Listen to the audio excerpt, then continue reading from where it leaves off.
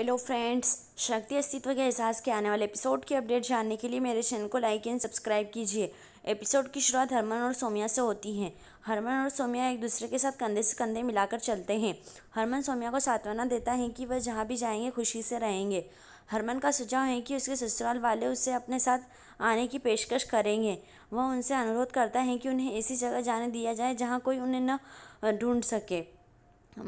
मलाइका सोमिया से हरमन को समझाने की जिद करती हैं कि उनका घर उनके लिए खुला है। सोमिया हरमन के द्वारा बनाई गई दुनिया में उसके साथ रहना चाहती हैं। हरमन सोमिया को एक ऐसी दुनिया में ले जाना चाहता है जहां उससे कोई परेशान नहीं करेगा।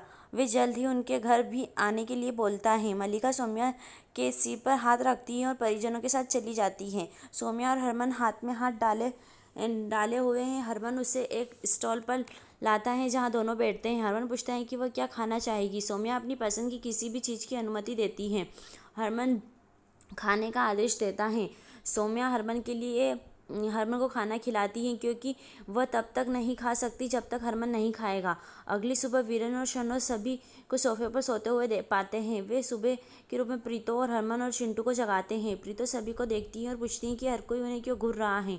उन्हें जाकर पूजा की तैयारी करनी चाहिए। दरवाजे पर घंटी बजती है। शनो दरवाज़ा खोलती है। नानी भरम को बाहर पहचानती है और उसे अंदर आने देती है। भरम ने उसके पैर छुए और प्रीतो का अभिवादन किया। भरम कहता है कि वह माँ को लेने आया है। माँ भरम से पूछती हैं कि वह इतनी जल्दी में क्यों है। प्रीतो शन्नो को नाश्ते की व्यवस्था करने के लिए भेजती हैं, जबकि रावी पैकिंग में माँ की मदद करने के लिए जाती हैं। हरमन और सोम्या एक पार्क में पहुँचते हैं। हरमन ने उसे बैठने के लिए कहा क्योंकि वह थकी हुई है। वह उसकी सभी परेशानियों के लिए जिम्मेदार महसूस करता है, लेकिन सोम्या का दावा है कि उसका प्यार उसे दुनिया की किसी भी परेशानी का सामना करने का साहस देता है। हरमन अपने सपनों की दुनिया की ओर जाने के लिए सोम्या का हाथ मांगता है। मनोहर और बेबी चर्चा करते हैं कि क्या सुरभि और बीजी अभी तक नहीं उठे। वे एक साथ हंसते हैं कि वे पूरी रात सोम्या और हरमन के लिए रोए होंगे। सुरभि और नानी मंदिर से हैं। सुरभि कहती हैं कि इस बार वो वास्तव में खुश हैं कि सोम्या ने उन्हें छोड़ दिया, क्योंकि वह और उसके ससुराल वाले उसकी दुश्मनी की ओर मुड़ गए थे। वह चाहती हैं कि एक दिन वे सोम्या से मिलने के लिए तरसेंगे। हरमन और सोम्या घर पहुंचते हैं। हरमन खुश नहीं था, लेकिन सोम्या इसे वाकई खूबसूरत कहती है। हरमन इसे वैसे भी सुंदर बनाने की कसम खाता है। वे तय करते हैं कि वे घर कैसे सेट करेंगे। हरमन उनके बेडरूम का कोना तय करता है। सोम्या बाहर बालकनी में किचन और कोने में मंदिर के घर को सेट करने का फैसला करती है।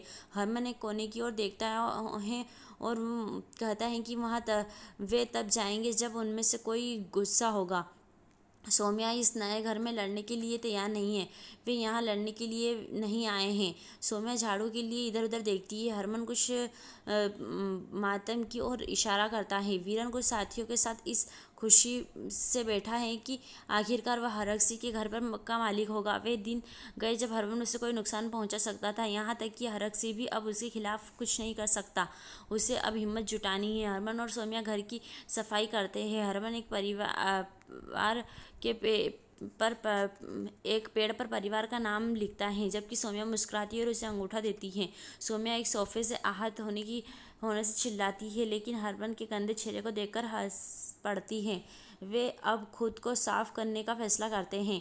यही एपिसोड समाप्त होता है। आने वाले एपिसोड में आप देखेंगे कि प्रीतो अपनी माँ को विदाई देती है, लेकिन हरमन और सोम्या को न समझने की शिकायत के साथ, नहीं तो वे आज घर में साथ होते। उसकी माँ का दावा है कि सोम्या न तो पुरुष की दुनिया से है और न ही समाज में महिलाओं की। उसे अपने किसी भी कृत्य पर पछतावा नहीं है। यही एपिसोड समाप्त होता है। आने वाले एपिसोड की अपडेट जानने के लिए हमारे साथ बने रहें।